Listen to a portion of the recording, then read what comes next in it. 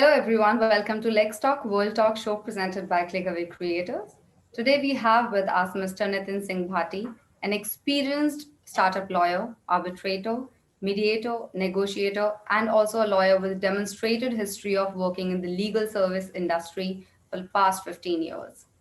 He has strong legal professional skills in ADR, that is arbitration, legal writing, corporate law, trials, cyber law, data and privacy law, including IP.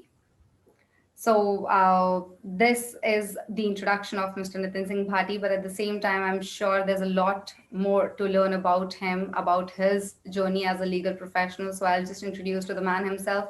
Hello, Nitin. How are you? Hello, Bharti. Very good afternoon. Good to see you. Yeah, Likewise, Mr. Nitin. Good afternoon. How are you? all well. All right, great. It's a pleasure that we have you here with us. Let's just dive right into your journey, how it has been as a legal professional. The journey being nice till now. We have survived the COVID. So, last 15 years, this journey started in 2004. Uh-huh. I've been brought up in Indore and Bhopal. So, basically in MP. Then I did my law 5-year course and I started my legal career as a lawyer. So, and then I've just too eager just to learn more. I did my LLM from London in European International Law. So that was the turning point, and then I realized this is so much to learn and so much to do. And then I had this instant liking about the startups. So I've been working with various startups since my joining, like Walkover, Shop Kirana, and now from last many years I am working with Rackbank. So my experience as a lawyer, when I've been practicing, I have argued cases before Supreme Court, as the various high courts, in various commissions all over country, and also acted as an arbitrator in various courts, various cases for National Stock Exchange. Then my journey as what I'm now as a lawyer to Rackbank. Rackbank is basically a company which is a data center and it's very upcoming with we are coming with in Indore. We have a data center now in Chennai. We are almost planning is almost done. The lands have already routed and Mumbai is coming up. So there are many deals which are going up. So the new thing, which is India is a data mining country now. The new data protection laws which is coming up has a huge potential. So we will be seeing that the future of data industry in India will be great. So that's what my life is at present as a data lawyer. That's the brief. Anything that you would like to, add on to it? How did you manage everything with COVID-19 going on and all those things? So, how did you manage all of that? That's an interesting question. Yeah. With the COVID-19, the things have literally pushed us a lot. With like everybody is like it well that everybody was convenient and were working like with their own time schedule. But the COVID-19 pushed us work from home, and then the security point of view, it was amazing. It was a change in scenario because we enacted new agreement with the employees, and I was very much keen for that the data which is at data center is protected well, and the security which is our primary duty that goes well during COVID-19 because the survival during COVID-19 you are not allowed, the movement was restricted. So working from home and keeping yourself safe as well as working well within the legal purview was a tough thing. But let's see, the whole world has survived and the whole world has collaborated well along with the administration. So that was a nice experience and we have learned many things and I hope God has given us this blessing so we have survived well. Thank you so much. Well said, Mr. Nitin. Thank you so much. Uh, So this is my favorite question, and I kind of, being a layman, I really like to ask this question to everybody that I meet from the legal space. Tell us about your most memorable case and your key takeaways from there. That is a I'm sure there are many, there are many, but your most absolutely. memorable case. Yeah, the most memorable is like it, if I say related to the IP and related to data, is the one which is like we have been investigated. There are many, because as the data center, we receive many complaints from police and many complaints from various institutions regarding that. They need support because nowadays the hacking, the cloning, and everything is going so much. So the protection is a tough task. And the enforcement agencies keeps on emailing us, sir, provide this data and all that. But in spite of that, our duty is, because unless we get a court order, we cannot support, we cannot reveal details much, because the security is the biggest concern. And vice versa, when I say that, but even then, when there is a question of a national interest, because there's everything is, because nowadays the hackers can be of any country origin, all that. So we have a case where people were there who were infiltrating in data. So they in fact send the data, they in fact send the messages, the push messages, which were of one of our clients, from the name of income tax department, so called. And then the police investigated, and later on we helped them to because that is what due diligence is all about, that they were fake messages.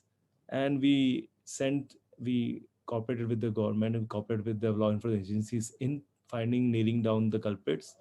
So that was a funny experience, and that was good experience, that government agencies are doing good, and as our duty to protect them and to work with them, it is very important that you do that. I say to everybody, due diligence is very important. If I remember one case, like I have been cases, I have been arguing for government agencies in MP also. I've been working with many cases related to law enforcement regarding land acquisition, as well as related to bigger land scams.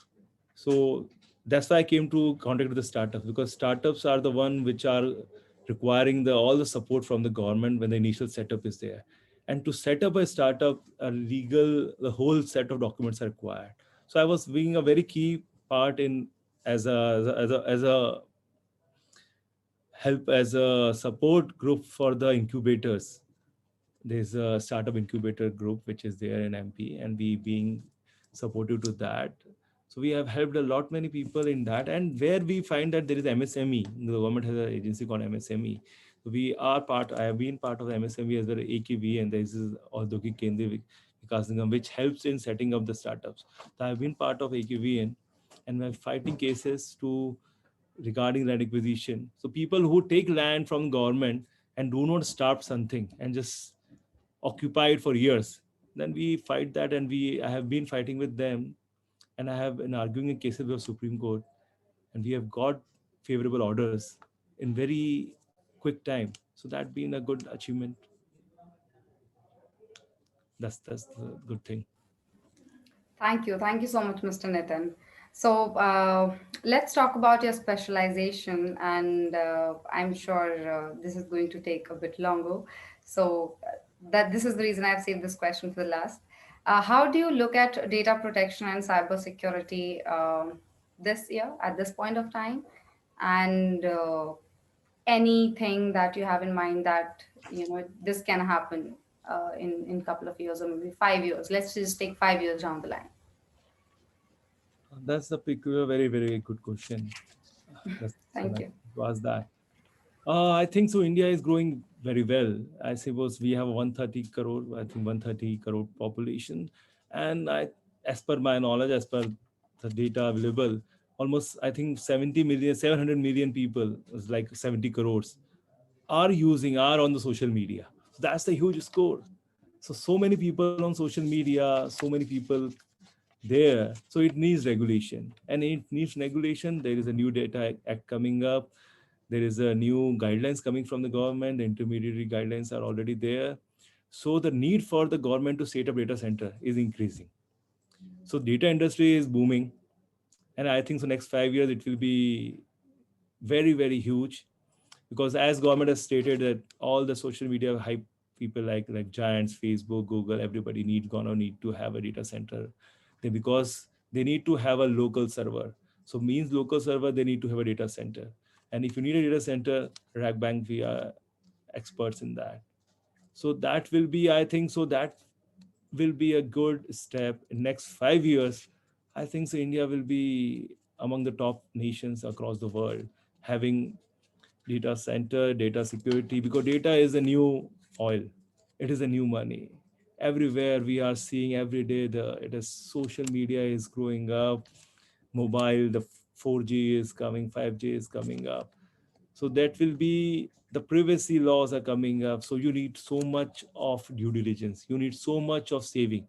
Every thanks to people, everything they type, everything they send across, photograph they share, it is data, and it occupies space.